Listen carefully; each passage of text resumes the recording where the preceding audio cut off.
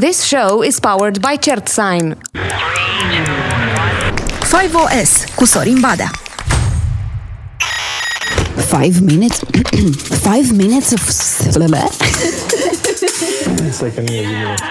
5 minutes of science. Yes, your 5 minutes of science.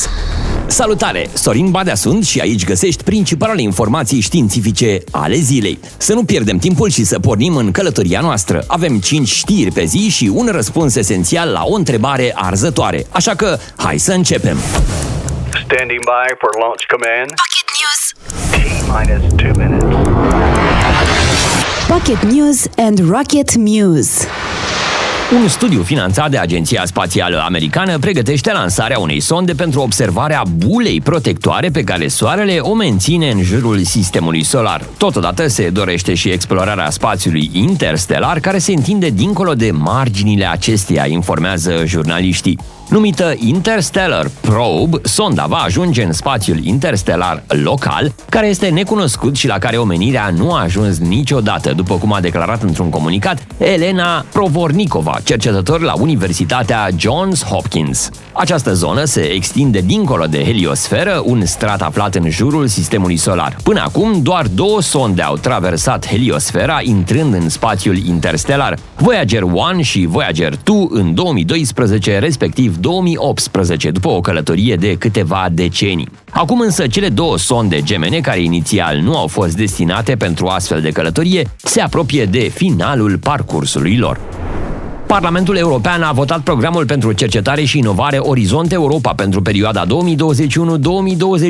cu un buget total de 95,5 miliarde de euro. Acesta va ajuta inclusiv sistemele de sănătate din statele membre ale Uniunii Europene să se pregătească pentru viitoarele pandemii. Programul de cercetare asigură finanțarea pe termen scurt și lung a cercetării și inovării legate de provocările globale, cum ar fi combaterea schimbărilor climatice, digitalizarea și pandemia de coronavirus. Orizont Europa include cel mai mare buget de până acum pentru cercetare și digitalizare, precum și sprijin pentru IMM-urile inovatoare.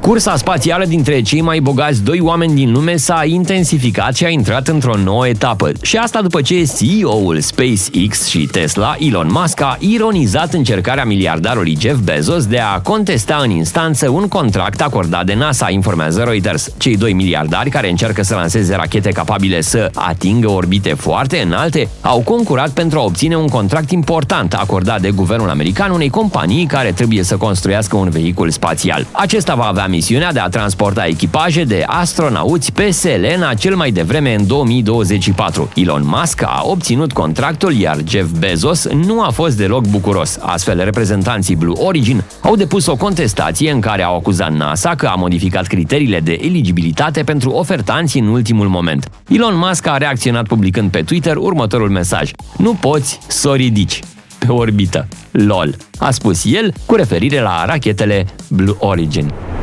Platforma audio online Spotify a lansat zilele trecute un test de podcasturi cu conținut plătit, fără deducerea comisionului în primii 2 ani, și asta în comparație cu Apple, celălalt gigant din sector, scrie agenția France Press. Fiecare podcast va putea configura un abonament plătit care va oferi acces la conținut exclusiv, cel mai adesea în completarea programelor sale accesibile, care sunt oricum gratuite, a indicat Spotify într-un comunicat. Formula încă în test este rezervată momentan pentru 12 creatori de podcast, dar platforma audio prevede să se extindă în toate producțiile în lunile viitoare.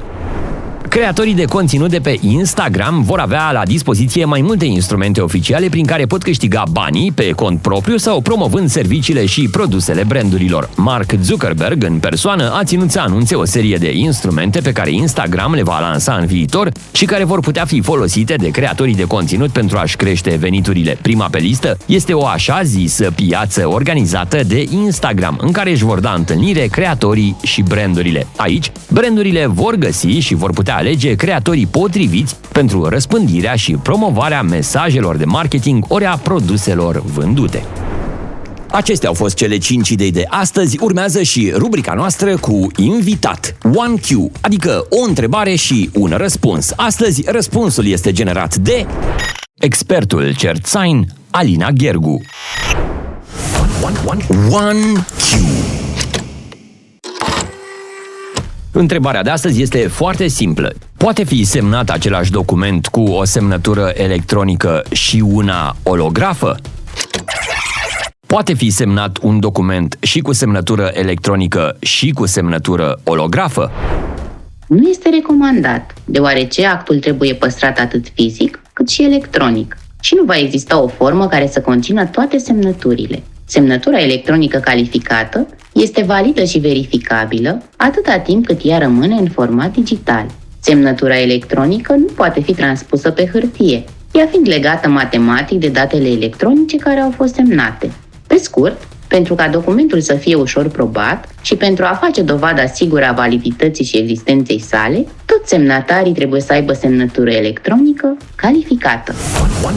1Q. Your 5 minutes of science are over and you are smarter. Sorin Badea sunt și ne auzim mâine. Like, share and subscribe. 5OS cu Sorin Badea. Această emisiune nu este un pamflet. This show was powered by CertSign.